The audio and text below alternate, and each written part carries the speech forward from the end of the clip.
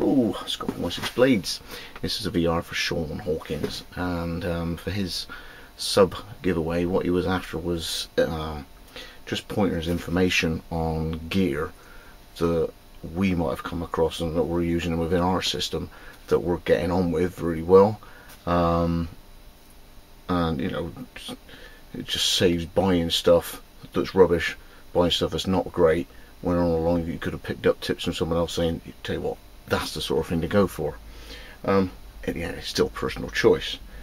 So what I thought I'd do is I'll go through, I've picked 3 things, because no point doing a VR unless you're going to get as much info as possible. This one you can't get anymore because the model isn't the same anymore, but I really get on, and I've always got on with the cold steel barong machete. The new model now has a slightly kicked down handle with a flared end, very traditional sort of Filipino barong handle, and it's a bit longer. Well, this is the 12-inch version, and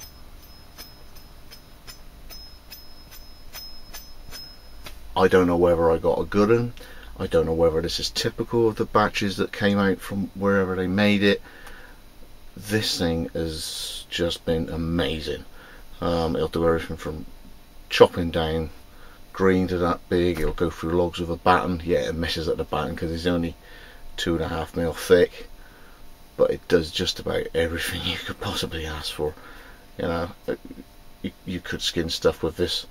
It's plenty sharp enough, and I've done enough lumps of steak, it just goes straight through it.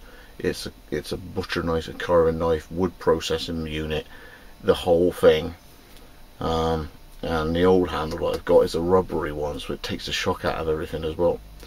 But the new ones, the new barong machetes, very good indeed. 1055 steel, easy to sharpen, and I've had this, I don't know, 3.5, 4 years. Brilliant, absolutely love it. But you just can't get hold of that one anymore. You might be able to pick one up. It's a 12-inch barong machete, the old style, with the they had a spear point and they had a say axe, and they had a range of about 4 or 5, all the same handle, different blade. So barong machete from cold steel. What I thought you might be able to get hold of is, I mean, I'll post you a pair if you want, if you'll let you know about it, is these gloves. Now, I live on an estate a mile that way is Dickies Workwear, the factory, okay, and these are goat skin work gloves, but your hands don't always overheat because on the back they got a bit of webbing, so your hands don't actually get too hot.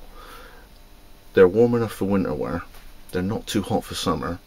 You can pick off stuff off the fire with it because it's leather there. You know, it's still protective, and they're not those large gauntlet ones that you get, you know, with the cuffs that end up about there on your arm.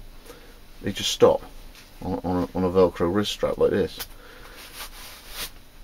I mean, I suppose I'm on my 4th pair now. I'll get a pair a year. £10. When the handle goes, I use them in the workshop. Yeah, get another pair. So Dickies workwear gloves. I need XL, I think, man size. Just super, chuck them in the thing. And of course, because they got Velcro, what I find is if you're really crafty, you can sort of Velcro this one to that one, and that one to that one, and then sort of fold them out like that. So you pick one out if you weren't able to grab one, the other one comes with it. Very useful. But if you can still get hold of them, I'm sure they're going Military Mart. This is the one I really want to sing about. Yeah, I don't want to call it the Ekman Shock or the Swedish Mess Kit, the Swedish Army cooking kit. It's just, it's practically faultless. You can bend the windshield because the windshield doesn't need to be steel, I don't think, so they're sort of aluminium, but the actual cooking pot's in stainless. Bomb proof, absolutely bomb proof. The whole thing's got hanger with a hook on it, stick, dog chain, dog lead thing. Put that on. There goes the cover off the bottom, clanger. Alright, and once you remove that, there's a pan to cook on, or a lid for the pot. Cool. You got a bottle for your Ruda Spit Elk Fargleg Giftig. Yes. You get one of them. Now this, I put the smaller one in to get the big one. It might be a bit old and knackered, but they put a new ring in most times. I got a simmer ring on this one here. I mean, look, I don't know how many years I've had this one.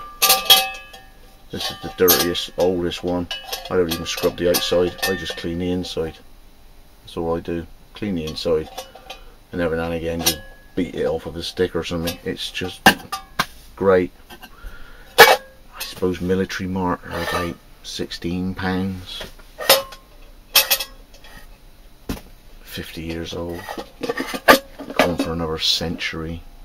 Absolutely fantastic for 1 to 2 people. Bit heavy, bit old. Sounds like me. Put it all back together again if I don't drop it as a clanger. There it goes. I mean, you could put a bit of ricer or something inside it as well, because you've got a little bit more room than the bottle and the stove actually takes up. You can actually use this to do a twig burning inside it and stand it up on the 2 little flip wire lifters inside. It will buckle a little, but it's an option to keep your initial fire out of the wind. Just bomb proof, army, Swedish, great. So if that's any use to you in terms of advice, congratulations on all your subs that you got. It's got for Wessex blades with big blade, big gloves, big mess tin. See ya.